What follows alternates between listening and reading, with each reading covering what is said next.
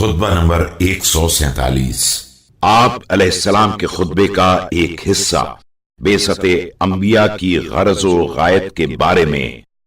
بسم اللہ الرحمن الرحیم۔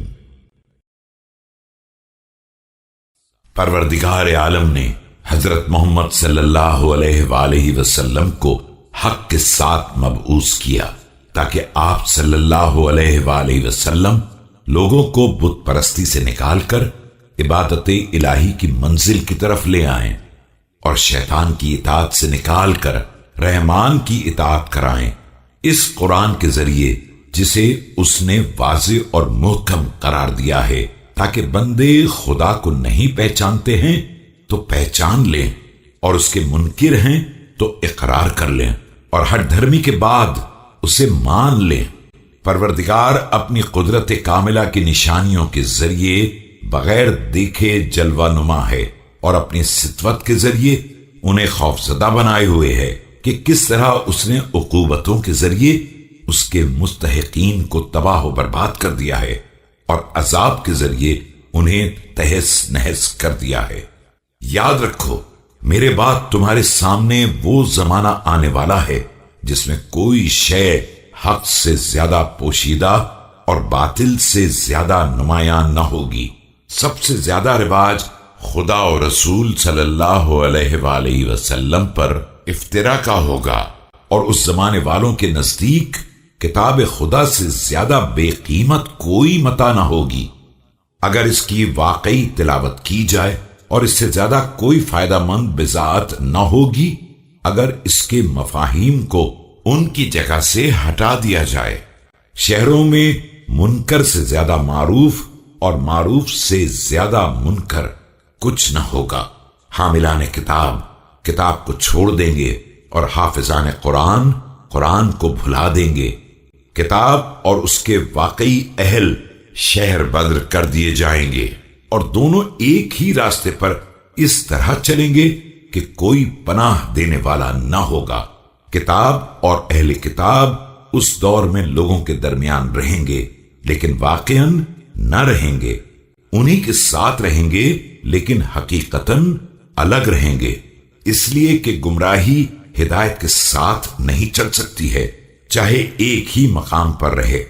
لوگوں نے افتراق پر اتحاد اور اتحاد پر افتراق کر لیا ہے، جیسے یہی قرآن کے پیشوا ہیں اور قرآن ان کا پیشوا نہیں ہے۔ اب ان کے پاس صرف قرآن کا نام باقی رہ گیا ہے اور وہ صرف اس کی کتابت و عبارت کو پہچانتے ہیں اور بس۔ اس کے پہلے بھی یہ نیک کرداروں کو بے حد اذیت دے چکے ہیں اور ان کی صداقت کو افتراء کا نام دے چکے ہیں اور انہیں نیکیوں پر برائیوں کی سزا دے چکے ہیں۔ تمہارے پہلے والے صرف اس لیے ہلاک ہو گئے کہ ان کی امیدیں دراز تھیں اور موت ان کی نگاہوں سے اوجھل تھی، یہاں تک کہ وہ موت نازل ہو گئی جس کے بعد معذرت واپس کر دی جاتی ہے اور توبہ کی مہلت اٹھا لی جاتی ہے اور مصیبت و عذاب کا ورود ہو جاتا ہے۔ ایھا الناس، جو پروردگار سے واقعاً نصیحت حاصل کرنا چاہتا ہے اسے توفیق نصیب ہو جاتی ہے اور جو اس کے قول کو واقعاً رہنما بنانا چاہتا ہے اسے سیدھے راستے کی ہدایت مل جاتی ہے، اس لیے کہ پروردگار کا ہمسایہ ہمیشہ امن و امان میں رہتا ہے اور اس کا دشمن ہمیشہ خوف زدہ رہتا ہے۔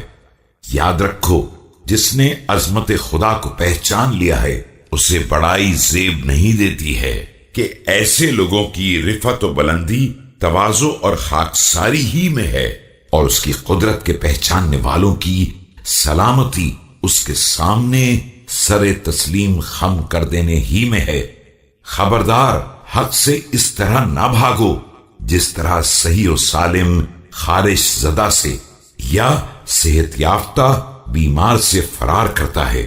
یاد رکھو تم ہدایت کو اس وقت تک نہیں پہچان سکتے ہو جب تک اسے چھوڑنے والوں کو نہ پہچان لو اور کتاب خدا کے عہد و پیمان کو اس وقت تک اختیار نہیں کر سکتے ہو جب تک اس کے توڑنے والوں کی معرفت حاصل نہ کر لو اور اس سے تمسک اس وقت تک ممکن نہیں ہے جب تک اسے نظر انداز کرنے والوں کا عرفان نہ ہو جائے۔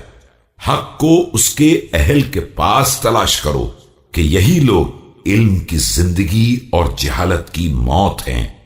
یہی لوگ وہ ہیں جن کا حکم ان کے علم کا اور ان کی خاموشی ان کے تکلم کا اور ان کا ظاہر ان کے باطن کا پتہ دیتا ہے۔